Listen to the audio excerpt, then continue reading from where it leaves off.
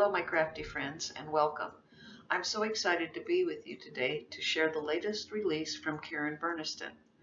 There are 8 great sets in this release, so let's take a look. First, we have the treasure chest, number 1121. This set would be perfect with the parcel pop-up to make the lid open and close as you open and close your card. The chest has a wood grain texture and comes with lots of accessory dies for your sunken treasures. But if that's not enough, there's the treasure charms, number 1123. It has extra bling, including some embossable coins. Who doesn't love extra jewels and a tiara? Keeping with that ocean theme, let's check out the cruise charms, number 1119. It comes with Bon Voyage for the perfect ocean cruise. No card is complete without the greeting, so for that, we have the word set 11, treasure, number 1120. Next comes the paper frames pop-up, number 1122. This is a great generic die that comes with many accessory pieces, including a circle and star to make a banner. The last 3 dies in this release are the pattern plates. They are great for card fronts as well as trimming the insides of your card. I'm going to be sharing some cards that I made using these plates, as well as give you some tricks and tips for cutting out dies that are large and have intricate patterns. So with that being said, I think we should get started. I'm going to begin with the tiles pattern plate, number 1125. Here is the die, and here is a panel that I cut using it. These dies are designed to cover the entire front of an A2 card, which is 4 1/4 by 5 1/2. Here's a card front I designed using a very bright green along with purple. Before I added my green panel to the card, I cut a hole in it with a circle die, then ran ribbon through the pattern, tied it in a bow, and added some cute little flowers. If you didn't want to go to the trouble of making the hole, you could always add a purple circle to the top. Next up is the swirls, number 1124. I really like this loose flowing pattern. Here's a card that I've started using the swirls pattern plate, along with a couple ovals from the crosshatch ovals set. When I get ready to complete this card, all I have to do is add a greeting right there. As I mentioned earlier, these plates are fabulous for the inside of your card as well as the front. I'm really happy with the way that the swirls look and add some attention to the corners of this card. I did round off the edges to make everything look neat and clean.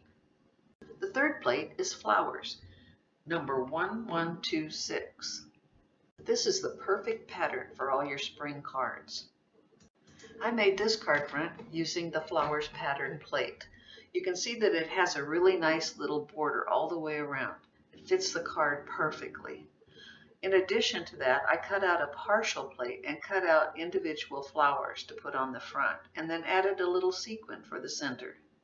Okay, now for a little die cutting. I'm still using my trusty old Sizzix Big Kick. Add your platform, as usual, completely closed. For these dies, I like to use the Sizzix Precision Base Plate. If you have a metal shim, that will work well also. Place your paper and then your die on the base plate. Be sure that the blade is against the paper and place it on your base plate. Place your paper and die at a little bit of an angle. This way the rollers will grab more of the die and not create a speed bump. Place your clear cutting pad on top and begin to roll. I'm not a big fan of rolling things back and forth. I believe that if you make the correct sandwich, that everything should cut out the first time around. However, for these intricate dies, I sometimes do roll it back again. Now, before you remove the die from the paper, give it a check. It's looking good. Now we want to remove the paper from the die.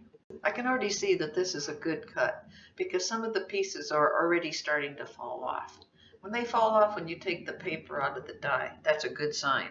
If you're a seasoned crafter, you may already know these things, but hopefully this will be helpful for some of you beginners. I'm going to set my machine aside now and clean out the die cut. I don't want to take the time or have the patience to sit around and poke out all these little things with a pokey tool.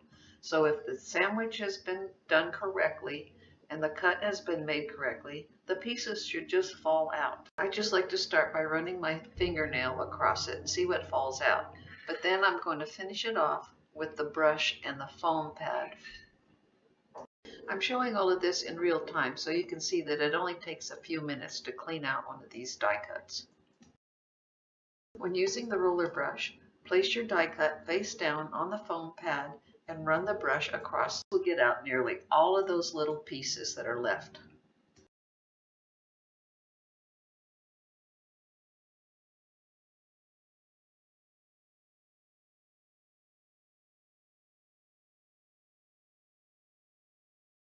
Okay, it looks like success. Now all that's left is to clean up the mess. I'm going to use the brush to clean out the die itself, get all those little pieces out, and then scrape them all up. While I'm busy cleaning up this mess, I want to tell you about another tip that I've learned over the years. Once you have your die cut all done perfectly, how do you get it out of the die? There's a little secret that I'm going to share with you right now. I've cut out one of the flower pattern plates.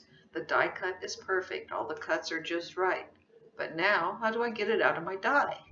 Most dies that are designed this way, with intricate cuts, has something called an ejection hole.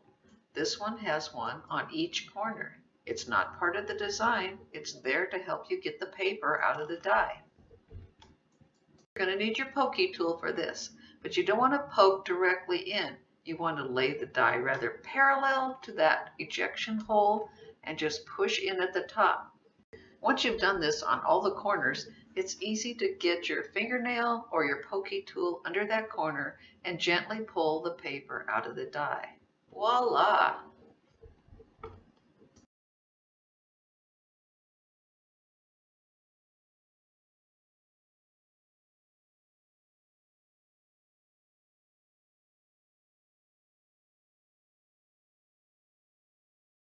Thank you so much for joining me today. I hope you've enjoyed seeing this new release, and I hope that my hints have been helpful for you.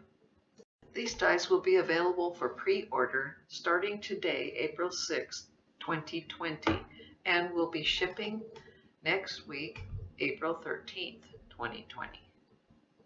Be sure to visit KarenBurniston.com for further information. Thanks again for joining me. If you liked this video, please give me a thumbs up. See you next time.